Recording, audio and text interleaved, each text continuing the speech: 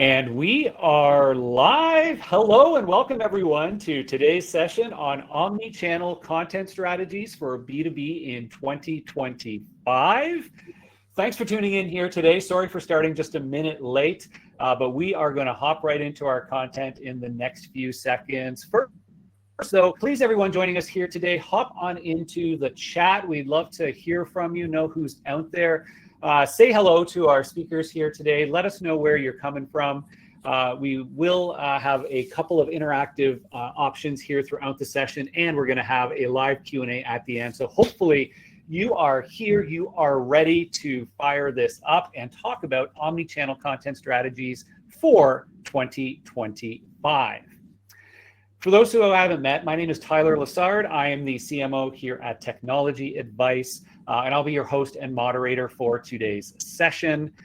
We have a number of amazing panelists who I'm going to ask to introduce themselves in just a moment. A few housekeeping items first. Yes, this session is being recorded, and you will be provided with the recording afterwards, so you can hop back into some of the pieces, share with your colleagues, and dig into all the great nuggets our speakers will be providing here today. So keep an eye out for communications from our team following the session for that link to the recording. Otherwise, this is going to be a fun and interactive conversation on omni-channel content strategies. So I hope you also brought your questions for our live Q&A here at the end. Now, a little bit more about Technology Advice. For those of you who aren't familiar with us, we are a leading media publisher in the B2B tech space. We own and operate more than 30 different tech media sites where we engage audiences around the globe on our both tech media properties, product review pages, newsletters, social media channels, and many more. As a result, we have a huge team here who is exercising the omni-channel content practices each and every day, which is why it's a topic so near and dear to our hearts. We're always thinking about how we're creating written, interactive, social, long-form, short-form content to engage today's audiences. So it's something we're very passionate about. As part of being a media publisher, we do provide our customers with the opportunity to connect with audiences across these networks for both advertising, lead generation, and what we're really excited about is we have just recently launched Studio A, which is our new content creation and strategy studio, where we're working with businesses around the globe on their content strategies and to develop different formats of content for different channels as they go to market. So again, this topic is something near and dear to our hearts, something we're thinking about every day here at Technology Advice. And in fact, one of our panelists is the head of our Studio A business, Lindsay Brown, who will introduce herself in just a moment. So quick agenda, what we're going to be walking through here. We're going to talk a little bit about the evolving role of content for B2B tech companies, the big topic of content mapping and building a strategy for cross-channel content integration. We're going to talk about personalization, customization, trends for next year, and then again, an open Q&A for those who have questions. So please feel free to drop those in as we go into the Q&A box.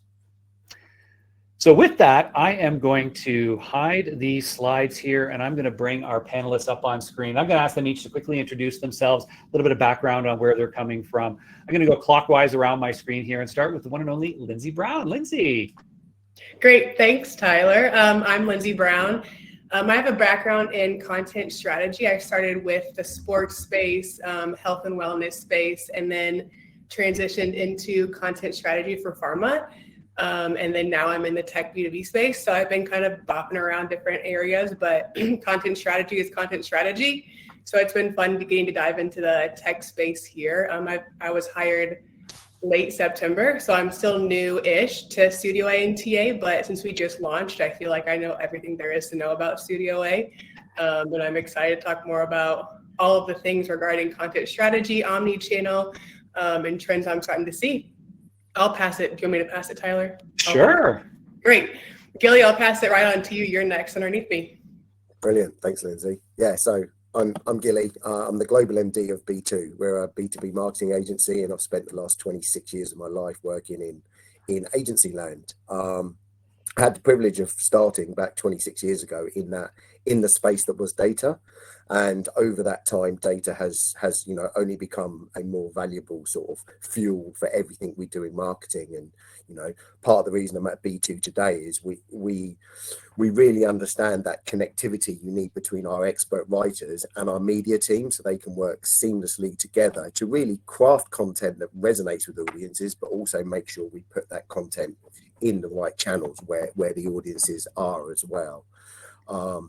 And it's that integrated approach that we can really see, help clients get the most from their marketing budget and really support buyers through the buying journey, which has become more and more difficult from the buyer's perspective over the years as well. So I'm sort of excited to talk a bit more really about that lens from the buyer's perspective today, really, and also learn from all of you as we help hopefully everyone get the most out of their content strategy for 2025. Amazing. You heard it here, folks. 26 years. He started when he was 5 years old in the world of marketing data, very clearly. All right, Tay, over to you.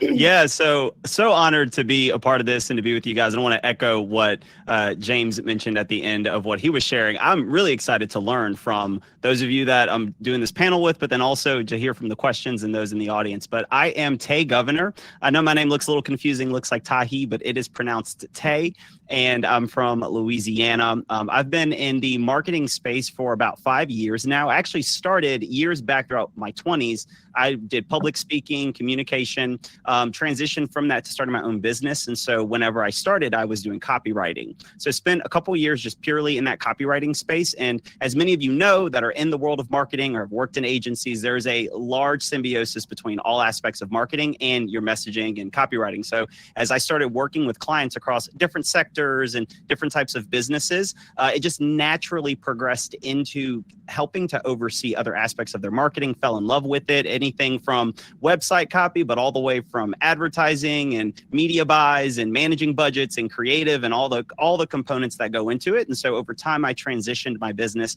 into now functioning as a fractional chief marketing officer, working just with various businesses, primarily local service-based businesses, but businesses all over the world at this point, which is incredible to say. I'm super just honored and humbled at the growth of the business, but function as a fractional chief marketing officer for different businesses and helping them oversee and implement their holistic marketing strategy. So excited to talk about some of those insights, things I've learned, and again, just to be honored to be a part of this larger panel. Wonderful. Well, let's kick things off with yourself, Tay, and in the work that you've been doing as fractional CMO, working with lots of different businesses over the last few years, I think both B2C and B2B, which bring an interesting perspective. How would you characterize how you've seen the role of content evolve in recent years? What's changed? What's sort of fundamentally remained the same? How do you look at that? Yeah, so, whenever we look at content marketing broadly, I mean, I would say we're still, especially in the current phase it's in now, when you think of social media and the impact that's had, podcasting, all these different platforms that we can now produce content, we're still very much in an infant stage of it. It's very much a newer thing. There's obviously principles of marketing that never change, but practices do change over time. One of the ways I like to characterize it or compare it, I think in the earlier stages of what we've seen in content marketing is a lot of what you would see, and maybe if you think about the fitness space or the dieting space, whenever these things first get started, everyone's looking for the way to do things. And here's the way, or here's the better way, or, everyone thought that we needed to, be low fat. And then after that, that hype passes, now it's the low carb. And then everything was once you got to eat 6 meals a day. Now everyone's into fasting. And there's all these different approaches. But over time, what you realize is, each of these ways, there is truth there, there's validity there, and you can find a bunch of different people that have found different ways to make things work for them, because things just depend on context and circumstances and situations. But what you do find is there are principles that undergird what actually is most effective. So I think in the beginning of content marketing, if you look back really throughout kind of the early 2000s, 2010s, there was a lot of vying for what is the way to do content marketing. And so this idea pops up and then people go, no, this is the way. But I think what we see now across so many different social platforms, so many different audiences, everyone truly moving into this space, is you can almost find a case for any type of content working. Some people say when it comes to content, content. We need to have, podcasts can't be long, but then you have, some podcasts that are, 3 hours long and they're doing great. Some people are like short form's the way to go, long form's the way to go. We need to do text, we need to do video. So I think what we're realizing is you can make anything work. What it comes down is to looking for those underlying principles when it comes to marketing and what's going to be most effective. So not moving too far away from the simple things. How do we hook people and grab their attention? How do we stop them? How do we keep them engaged with what it is that we're trying to communicate to them? How do we speak to those pain points and identify the benefits that we can provide people? How do we move them away from their dread outcomes and point them to their dream outcomes? So I think it's just realizing in the space of content marketing, if you are looking for something to validate an approach that you want or to debunk something you've heard someone say, there's an example out there. What we need to focus on is what will work for us, for our context, what fits our target market who we're reaching, and what can we stay committed to that serves these underlying principles of marketing, no matter the different practices and approaches we take. Yeah, I think that's great. And it's been, really intimidating, frankly, in some cases as marketers over the last few years in terms of the explosion of all these different ways we can bring our messages to market, we can connect with our audiences. But I very much echo that focus on the foundation of we're still, no matter which way we're doing it, we're trying to drive those fundamentals of creating that relationship with our audience, connecting with them in the right ways, delivering the key messages we're trying to. And ultimately, this role of content, more and more of creating those relationships, I think is really important as people are relying on content as their main way to interact with brands now. And it's exciting as well as intimidating, of course, of all these new ways that we can do that and bring our personalities as well as our expertise and education into content, which I think is, again, very, very exciting for many of us. Gilly, what about you? What are you seeing as some of the biggest sort of key areas of content right now? And what are you seeing as the cornerstone of the best content strategies for the clients that you're working with? Yeah, I mean, I had to laugh there when Tony's talking about the trends and stuff like that. Short form, long form. We need more video. We need more audio. There's always these trends where people are looking for that holy grail and that one single answer. And the point is, there isn't a single answer. But what there needs to be is, I think, more of a focus on, content being seen really as a strategic asset for business, not just within marketing as well. And, one of the most positive shifts I've seen over the last few years is less content being produced in isolation. I know I've worked with many, many well-known brands over the years that, especially use cybersecurity as an example. They'll produce like their annual threat report, and it can be a really good, high quality piece of, what would be called hero content. But there's not necessarily the full program around that. There's not the full thought of, how do you put that into the hands of our buyers via social? How do you put that into the hands of our buyers via our sales team, via our partners? How do we take what is a 20-page document and break that down into short form video content and a series of podcasts and everything else as well? So one, that less isolation of content is really helping. The other side, where I would also use that word of isolation when it comes to content strategy, is around leaning into that depth of insight and knowledge that is within an organization as well. You don't want a product marketing team going off and writing about your products and solutions.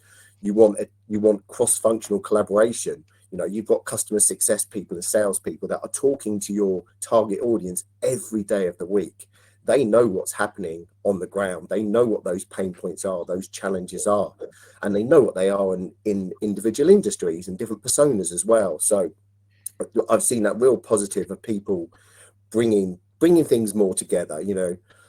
I don't want to paint a rosy picture. We've got a long way to go in that one, but there's definitely, buds of hope there in terms of, people are moving more and more the right direction. And I can see lots of nodding and smiling. So I get a feeling you guys have seen similar as well.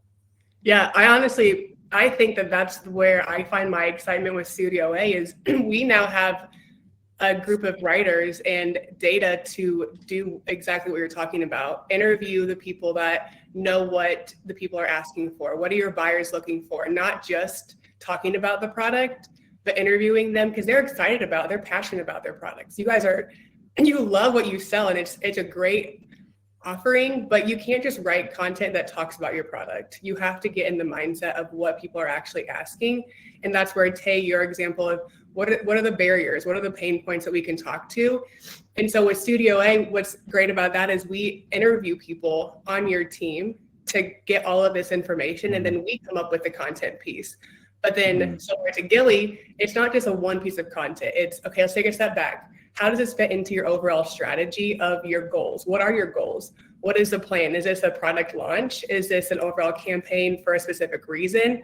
But not to get ahead of myself, but I love the idea of making tech marketing sexy again. Like, we need to be creative. I think that the B2B tech space, from my experience so far, is so data and technical, but we can bring this creativity to it. And that's where these interviews and these conversations come within the individual client teams, of getting to know all of the different aspects of the product, but then also making sure that we know the audience, where they're at, what channels are they engaging the most on, what kind of content are they downloading the most, and then making sure that we're not just creating those one-off pieces of content, but there is that strategic alignment with the overall larger strategy that supports your business goals or one specific goal.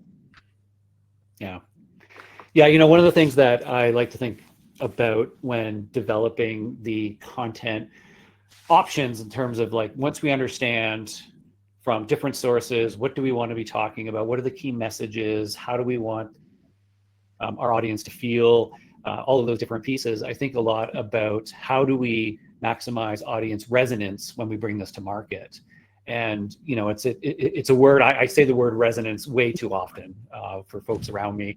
They're like, Tyler, shut up with your resonance. But it's a word that I think is, like, so important, because there's, like, so many different ways in which our content can manifest itself now, and so much competition for eyeballs. We talked about, we need to earn that attention. And there's so much new opportunity to say, like, really connecting with people and making, you know, B2B tech or whatever it is that you're in sexy. You said again, Lindsay, but I'm just going to leave that off because I don't think it's ever been sexy.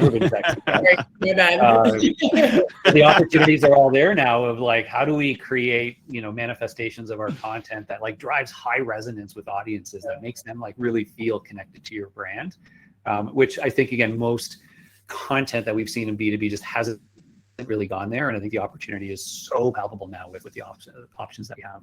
Yeah.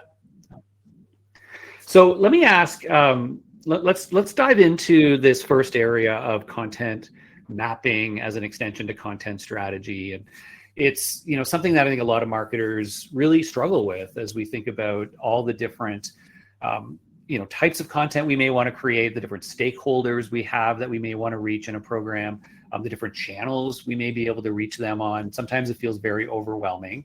And Gilly, I'll start with you. I'm curious how you tend to approach this in your business with your clients. How would you recommend other B2B marketers think about approaching their content strategy, whether it be for a campaign or a broader program, to sort of tackle it in a way that's manageable, to start to figure out, you know, how do I need to map content to different stages, different channels, different buyers?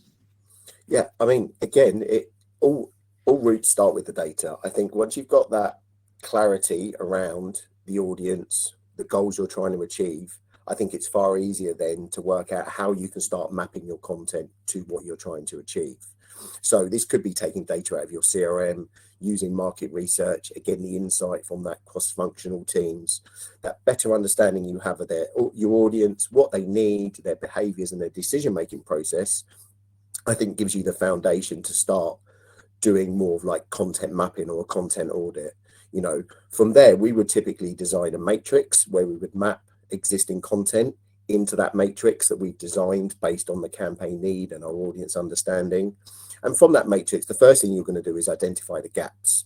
Where do you not have relevant content for buying stages, for personas, or for different channels that you need?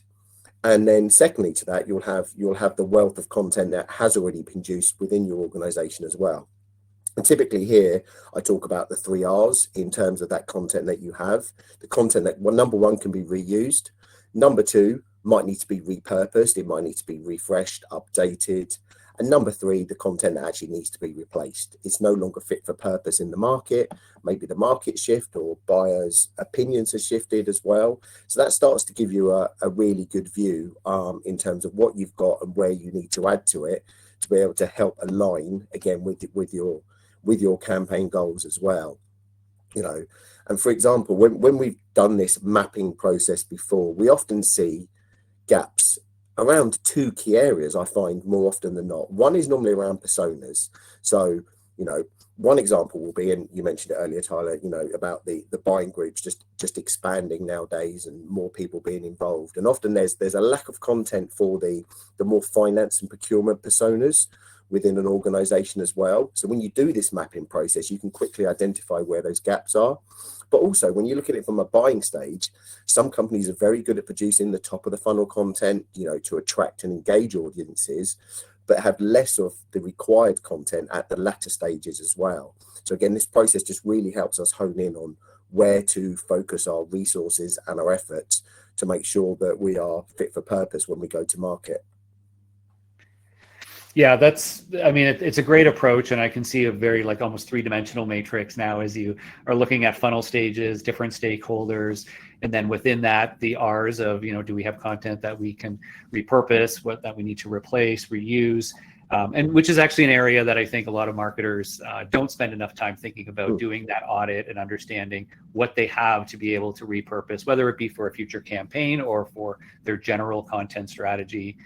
And actually, the tools that we have at our disposal now make it easier than ever to repurpose, to refresh different pieces of content, and lots of different options with AI to take an existing asset and repurpose it for some other use case. And that's really, I think, becoming a powerful way to scale and to start to check more of those boxes in that three-dimensional matrix. I think the repurpose piece is a huge one that's really underrated at the moment. I think there's so much time and effort that's gone into great pieces of content that were often forgotten about and left on the shelf. But even things like this webinar today, most of the stats will show that more people will consume this webinar on demand than live as we're talking right now. And there's the opportunity to slice and dice this and cut this up and do a write-up from it and everything else. So that whole repurposing piece, a bit like I spoke to before about not being in isolation, I think that there's a huge opportunity for savvy content marketing teams today to really maximize the investments that they've already made within their organizations as well, and sweat those assets for everything that they're suitable for. Yeah. And especially not just repurposing the, sorry, Tay, just gonna No, please, Lindsay, go ahead. Not just repurposing the content into another piece of content, but looking at that. For example, this webinar, you can take this and make different forms of content on different channels, but you can even tweak the messaging and the focus of it to fit a different buyer, to a different persona. So not only different channel content pieces, but different focused content pieces. And like you said, Gilly, people spend not only a lot of money, but a lot of time getting content approved. And I know it's pulling teeth sometimes, just getting one piece of content live. So how can you use that to then make a bunch of different content? So then you're not just always having to reinvent the wheel and re-spend way more money for new pieces of content. But yeah, I'm all about the repurpose, but that requires work on making that content audit, taking a step back. That does mean time, maybe not money, but if you hire someone to do that, great, you can do it internally. But I think we're getting into a space where you need to take a step back and see the larger picture. Otherwise, you're going to miss a lot of key opportunities to speak to your buyers at each of the phases, at each of the different titles that you're targeting. But yeah, I'm all about the content audit, content mapping, and taking that step back just to get more bang for your buck too. Let's be smart. Let's stop just trying to do what's trendy and flashy. Yeah, I want to echo just this idea. I know what started this point that we're on right now is content mapping, but I just even want to throw just another stick into the fire whenever we're talking about repurposing. With a little bit of a funny story I'm going to tell on myself.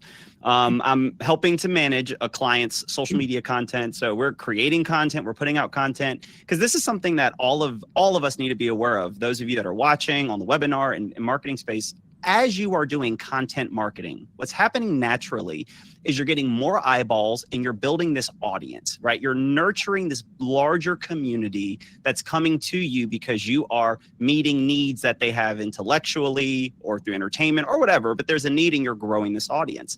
And as I was doing this social media, just seeing small wins with this client of mine, putting out new content 3 times a week in the form of little short reels on Instagram. And when they came to me, they had barely anything, 200, followers on Instagram. And so over the course of some time, we get that up over a few months to about 1,200, 1,500 followers on Instagram. So I then go on vacation and I completely forgot. Again, I'm telling on myself, and none of you would ever want to work with me after I admit this about myself. And I'm sure none of you have done this. I go on vacation, completely forgot to schedule out for my client social media posts while I'm out. So I think to myself, oh gosh, like I'm on vacation. I don't feel like making new content. So all I did was I found the best performing posts that I already made.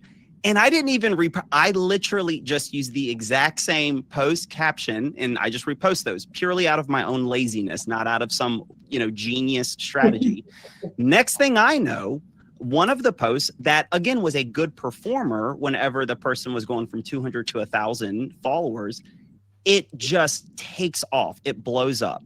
And within a matter of a few weeks, the person goes from 1,000 followers, well over 20,000 followers on Instagram, and literally just in a couple of weeks.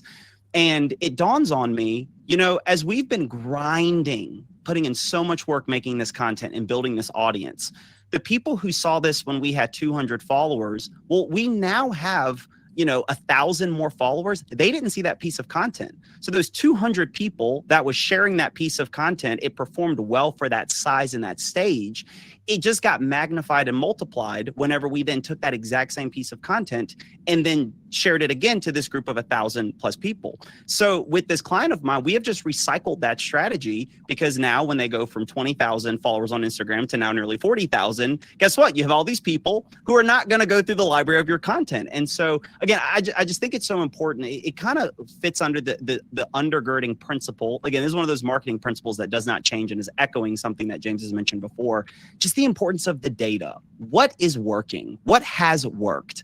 This is why we're talking with people who are on the ground. Like anytime I work with the new business owner and I find out that there's a sales team and I find out that there's this star salesperson who is just crushing it, I want to talk to that person over the business owner who is in meetings all day, managing the company at large. I want to talk to that on the ground salesperson because they have that real data. They know the words that are being used, how to overcome objections. So again, just this important as we're building content, we're building an audience. And let's remember the audience we have today is not the audience you had yesterday. So that's why we can look at the data, what is working, and let's double down on those things and continue to see exponential growth from there.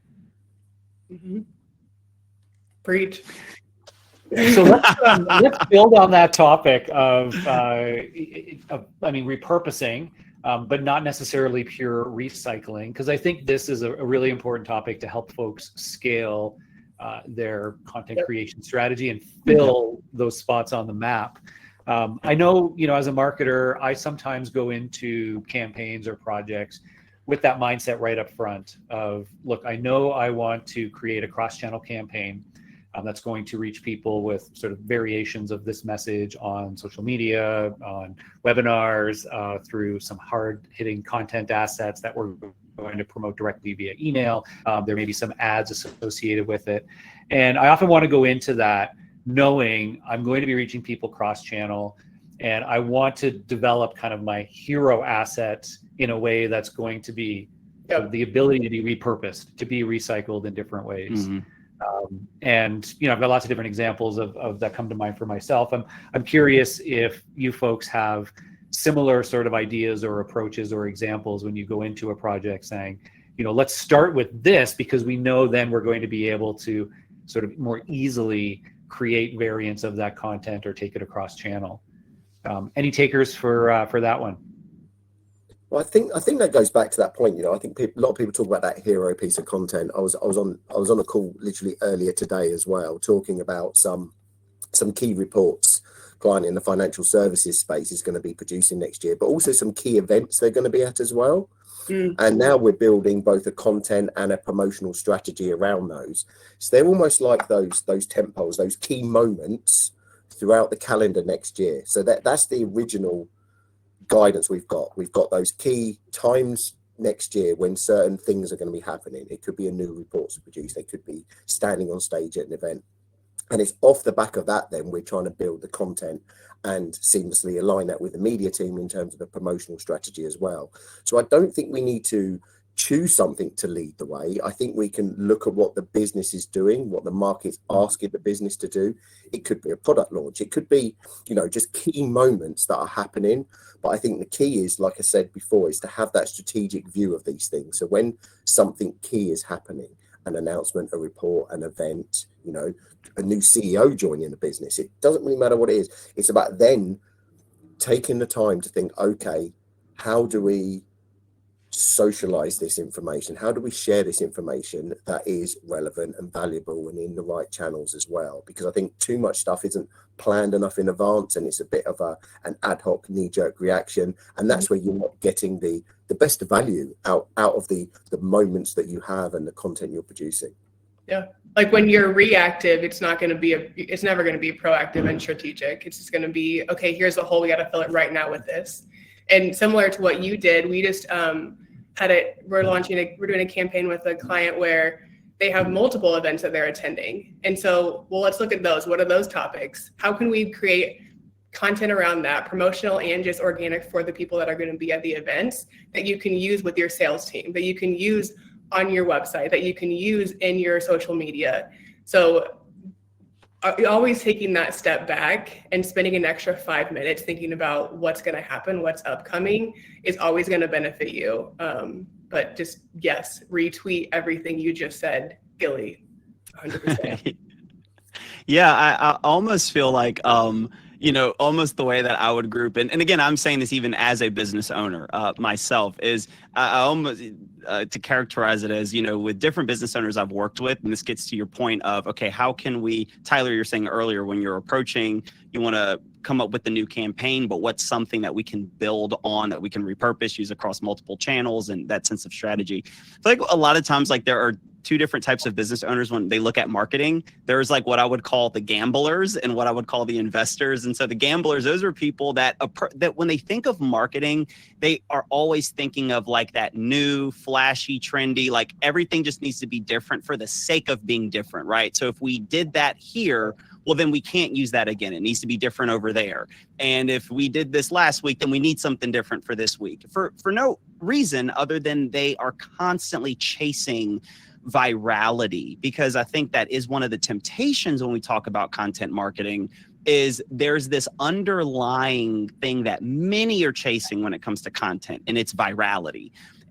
But you have other people who look at marketing as investing, and they want to be as effective and efficient. And so for them, if one piece of content that can be repurposed, repackaged, reused in a multiplicity of ways is ultimately what drives the needle, yeah, that may not sound sexy or flashy. Look, I know we want to make tech sexy, but hey, maybe it doesn't need to be as sexy as we're trying to make it. That's all I'm saying. But it's like, it's realizing that it doesn't always need to be new or flashy in order for it to be effective and to meaningfully move the needle in a way that matters to your business. Because on the other side of things, I've worked with clients where they have been able to post the viral reel that got 10 million, literally this is happening, 10 millions of eyeballs on the reel, but it drove to no meaningful change when it came to their business because it was so isolated. Now going back to what you were talking about earlier, James, it was so isolated. It was so different from what they were trying to do over here. Even though they put out a piece of content that went mega viral,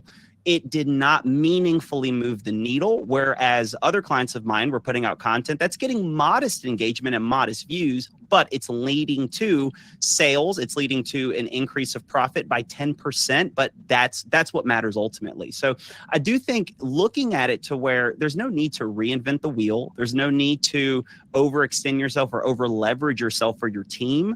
If you have something that's working or you have something that can be repurposed across these different channels, if that's what the market wants and they're responding to it, don't beat yourself up because it's not new or you've already used it. Lean into that, because that then just gives you more margin, more time to think of another strategy, to innovate somewhere else, to redirect funds to another place that could need it more.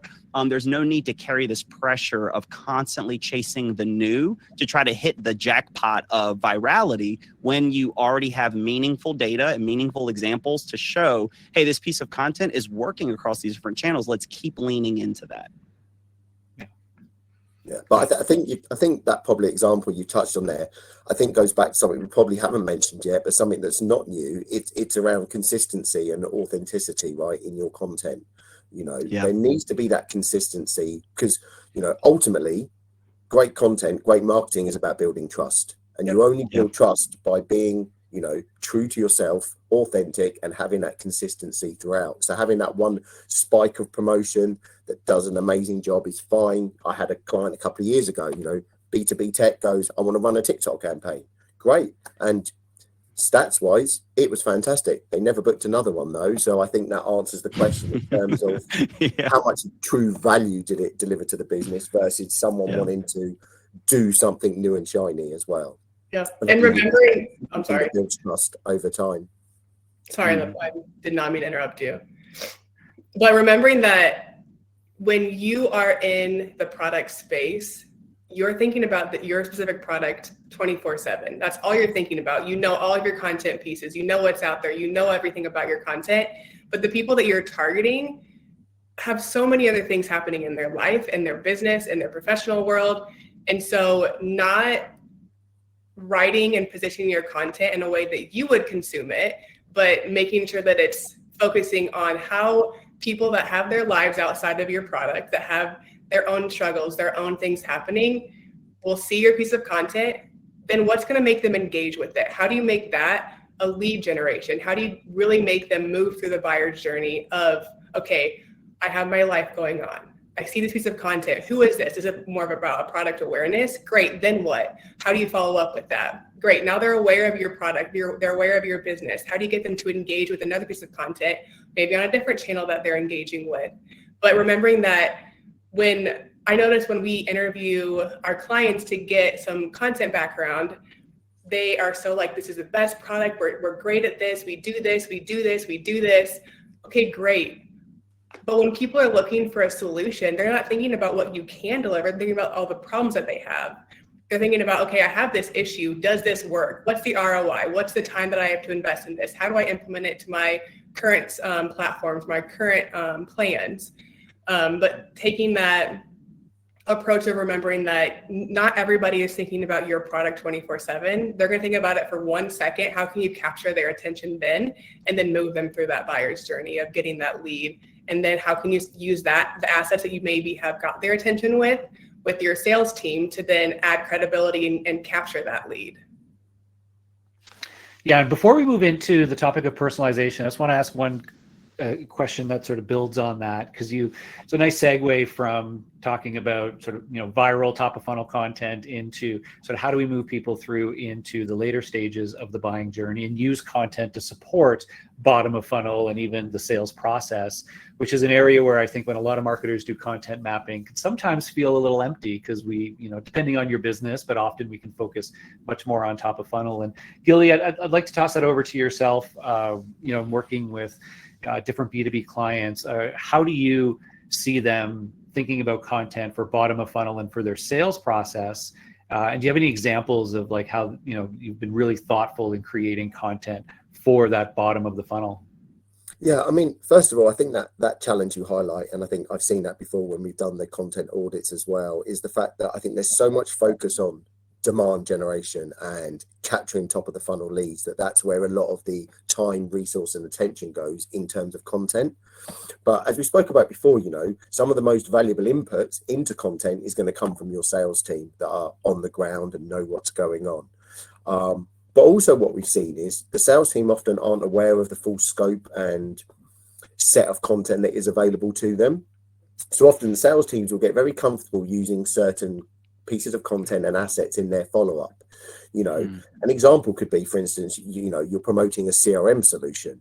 And, most people will come into that CRM solution looking for automation and dashboarding and reporting. But if you've got a prospect that's been responding to content around the integration side of that CRM solution, quite quickly a sales team can lose that trust by then following up around dashboarding and real-time reporting as well.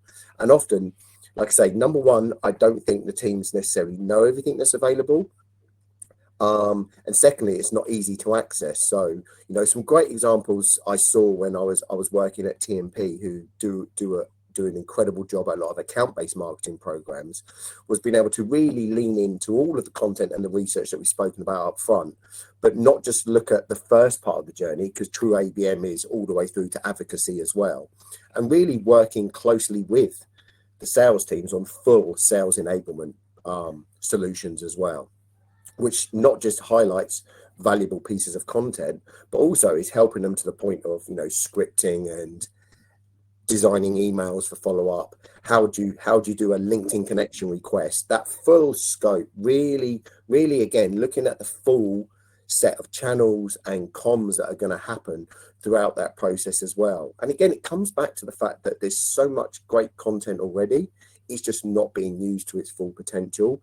And it might just need a little bit of that refinement along the way to help a salesperson understand how can they take a 26-page white paper and take some valuable insights out of that and put together a great 3-page deck, or here's a 1-page infographic that tells that story, and here's the 3 bullet points you want to put in the email when you follow up on them. Because ultimately, salespeople's skills are around sales and face-to-face and conversation. They're not expert copywriters. They're not experts at, taking insight and data and disseminating that information as well. So that's where I've seen the real success, is when marketing, goes beyond the scope of demand capture and really starts working through that buying journey as well.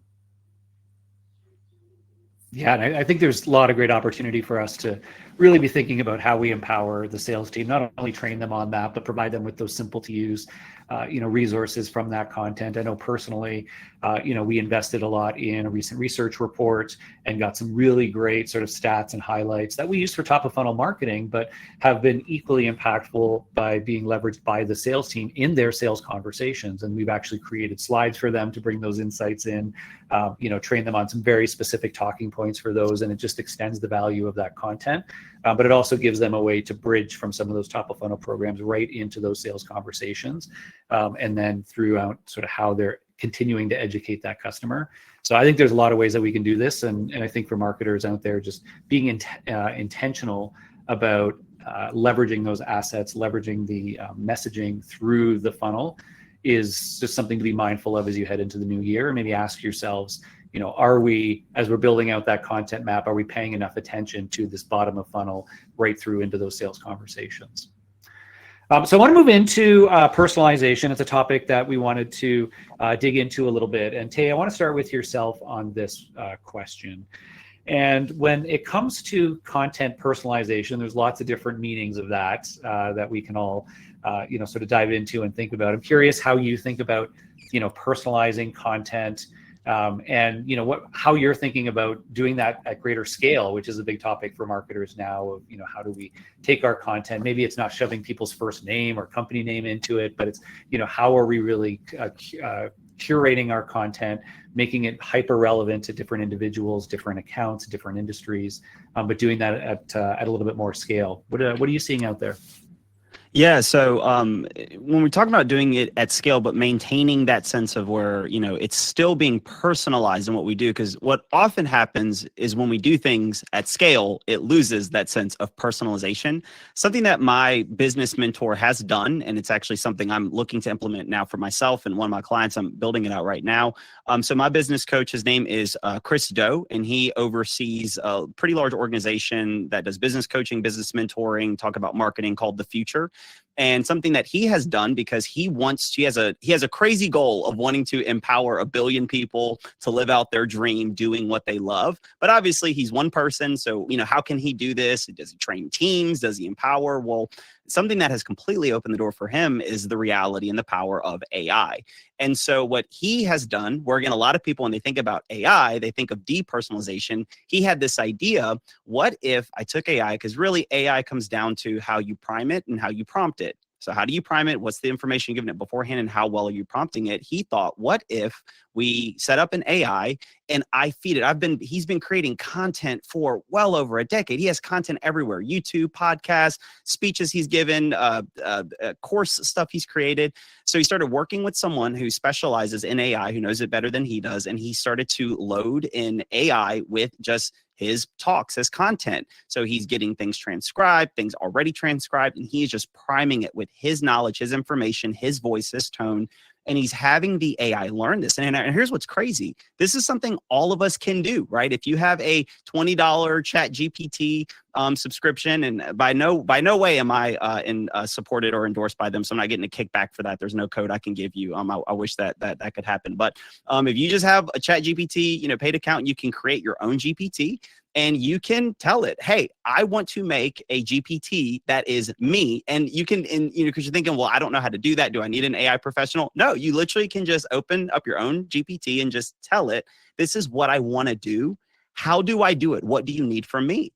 And so many of us, we've already been making content, whether that is for the business, for us ourselves personally. So it's taking this content, it's putting it into the AI to prime it with that data. And then as it's doing that, you can then start multiplying your efforts, because you can say, hey, it's not stealing, because I know that becomes like an ethical thing for people with the use of AI.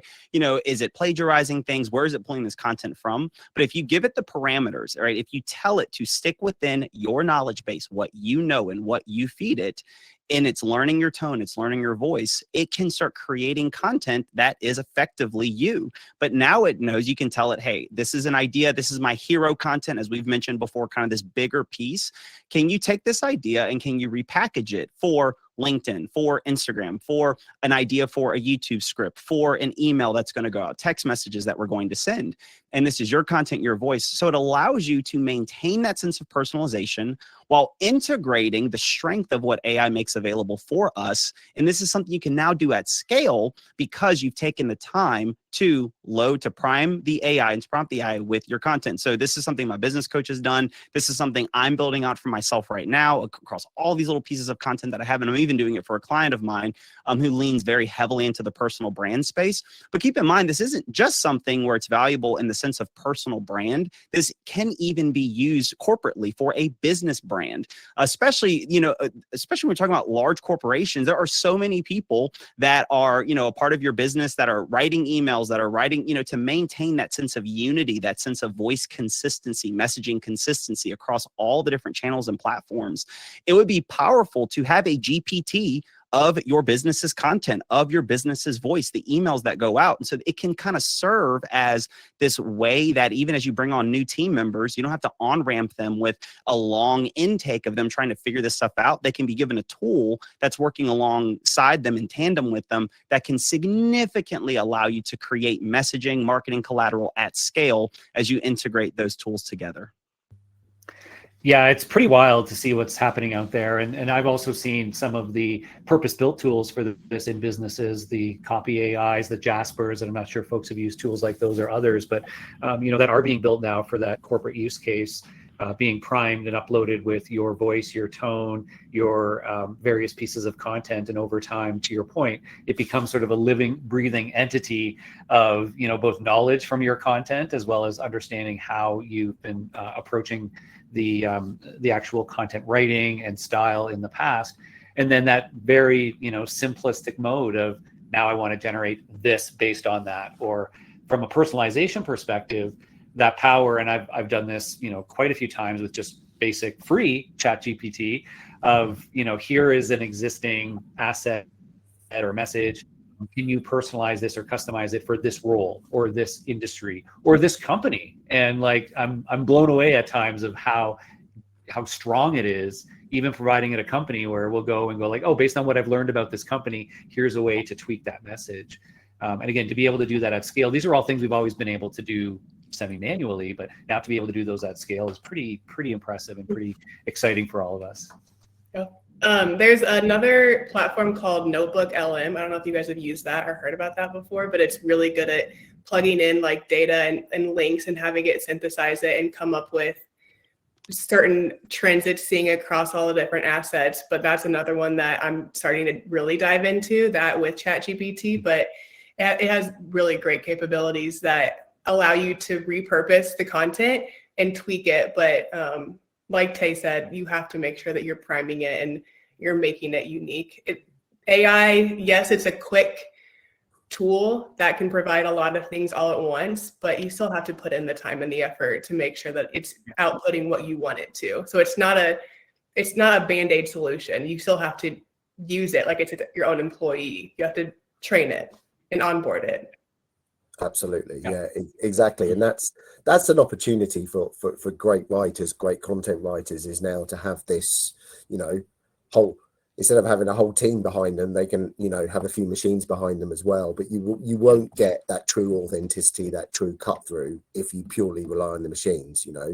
Like Tay said at the start, like there's all these different trends when you talk about diets and stuff like that. And some people will jump 100% into full AI generated content. And I think for individuals in the consumer space and personal brands, I think that can work. I think when we're working with enterprise organizations, I think that becomes more difficult, but there's still many use cases out there. I think, Lindsay, you mentioned earlier about, trying to get stuff signed off by brand. Once you've trained the tools around your brand guidance, that should speed up that whole sign-off process of brand new content and brand new creative that's being made, because it will only let you produce stuff within those parameters as well. So the humans can't go rogue because they're being, kept in the parameters by the machine. But in the same way, you've got the humans there still giving it that bit of insight, that bit of standout content as well. And ultimately, again, if you're taking that insight from your sales team, we're going to have that level of insight that you can't train the machine on everything, right? So it is that. It's trying to find that new balance really between the two. But I think Tay made that important point though, right? Ultimately, to do any of this personalization, whether it's at scale or not, you've got to have the right inputs. And I think we've all experienced that. I think someone mentioned earlier about the email, with dear, and it's got the wrong name in it, or it's still got the mark there going insert first name. And when personalization goes wrong, I think that's when you can really quickly lose trust, lose deals, slow down deal velocity as well. So personalization is important because, one of the keys of building trust is the relevance. However, it'd be very easy to do it badly and do it wrong and lose trust as well. So I think, great personalization has to be built on, great insight and that focus on relevance, not personalizing for personalization's sake. The other thing that I've noticed, and again, if you think about like ABM projects and stuff as well, is the fact that some people don't want too much personalization early in their journey with the brand because of that level of trust. Maybe you don't want to tell everyone that you know this much information about their job, what events they went to, what other technology they're using, who else is on their team, who they report to. You probably want to start with a softer level of personalization. And I don't know why this is, but a lot of research has shown that actually starting with a industry sector level personalization is probably the right stage. So the way I think about it is really, as you go through the buying stages, at awareness stage, you might want to do something that's more, like I say, industry level personalization, demonstrating you understand the sector they work in. As they then come through the journey, you then might personalize more around their persona and some of their pain points. And then when you get to that final stage, just like any company would if they were doing a sales pitch, that's when it is fully customized. And you're talking about their specific needs, their company name, their team and everything else. And if you're doing that journey right, as you're nurturing people through the journey, you should be progressively profiling them anyway and capturing as much of that insight as possible, and then only supporting it with third-party data where there are gaps as well. I think there's been an over-reliance on third-party data in the past, and that can lead to some of these mistakes around personalization that can actually be very costly. Yeah. Yeah, I was thinking as like a funny example, James, as you're talking about, you hit on something I was going to talk about just a moment ago, was that thing of over personalizing. I think about, my wife and I, we live in a new neighborhood that's being built. So we regularly have people coming to knock on our door to offer whatever service that a new home buyer would want in a developing neighborhood. So how much it would turn me off if someone knocked on my door whom I've never met and they greet me and they say, "Hey, Tay Governor, how are you? How's your daughter doing?" They say my daughter's name, and like that, I would be, how are you? You're stalking me? What's going on? That would create a greater sense of suspicion of, so we definitely can overshoot that personalization. And also, and if you do personalization, but you don't do it well, it's better to just not do it at all. So I think we can put too much of a premium. Like, yes, it's true. People love hearing their name. All those things are true, but we don't want to so overshoot it that we come off as a creepy stalker, as we engage with people. All right, I want to, we just have a few minutes left. And I want to make sure we get a chance to answer a couple of the questions that came in. So this is going to be rapid fire audience Q&A. There was a question around channels that you would invest in as B2B marketers in 2025. Of course, that's a broad, bold question, and it depends on a lot of different factors. But really quick, what would each of you say with respect to what channels would you focus on investing in as B2B marketers in 2025? Gilly, why don't you start? Again, I'd let the research do that answer, but typically the research shows that buyers will start their journey on third-party websites, the news sites, some of the sites that TA own as well, the software comparison sites. So I think that's always an important channel. Search is still a really important channel. I don't know if we'll get to talk about, optimization within generative AI today now or not as well, but those channels are where people go first for information. So ultimately, that's where you probably start by focusing your budget. Yeah, I would agree with that. I would also say LinkedIn is becoming a really popular channel for people to use. Maybe not necessarily the CEO, the top of your team, but the developers, people that are just on the channel all the time, or small businesses, medium and small businesses. LinkedIn, we're seeing a lot of success on just organic content. And that's one thing that I think TA is going to lean into a lot with our Studio A clients, is those LinkedIn lives of quick wins of how can you establish yourself as that thought leader, and build that awareness, but also drive those conversions a little bit further into the funnel. Yeah, the targeting capability of LinkedIn for B2B is really, really important. And the last thing I'll throw in as a bonus is, and this is not necessarily a channel in and of itself, but I'm seeing a lot more folks leaning into influencer marketing, which is a little bit buzzy right now, but in the B2B space is looking at, and when I think about influencers, it's those who have the most popular or sort of most engaged newsletters, right? Podcasts, social media channels, and leveraging the audiences they built to get your message, get your brand out there. And I think that's becoming more and more powerful as well as an extension kind of to social media strategies. I'd agree on that one, but influencer doesn't have to be these people with big social followings today. Yeah. It can be some of your customers. It can be some of your greatest employees as well. There was a trend of talking about micro-influencers and influencers. Forget the buzzwords. There's a great opportunity to get authentic content out there. Just like you say on social, it's not about spending lots of money on LinkedIn. It's about having great content on LinkedIn. Yeah. Perfect. All right. Well, we are at time. There were a couple more questions that came in, and folks, we'll try to follow up with those directly offline with you.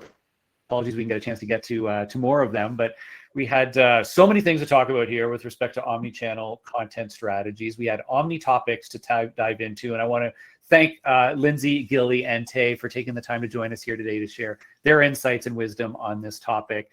We hope you all enjoyed the session and took away a few different nuggets that you can employ for your strategy in the year ahead. Please feel free to connect with all of us on LinkedIn and send us DMs if you have any other questions or you want to connect to chat further about these topics. And if you feel that something like Studio A may be able to help you with your cross-channel content strategy in the year ahead, that's what we're all about, and we're excited to learn more from different businesses on what they're trying to achieve with their content strategies and how they're trying to really scale their efforts in the year ahead. So if you need any support, help, or even just ideas, please feel free to reach out to us, and we're happy to chat. Whether or not there's a specific piece of content, even just brainstorming content strategy for the year ahead can be a really fun project, and something that Lindsay just loves to do. So thank you again, everybody, for joining us here today. And keep an eye out for the recording afterwards. And with that, we'll wrap up today's session. Thanks again, everybody. Thanks all. Thank you, Good luck everyone. with your content for It was great.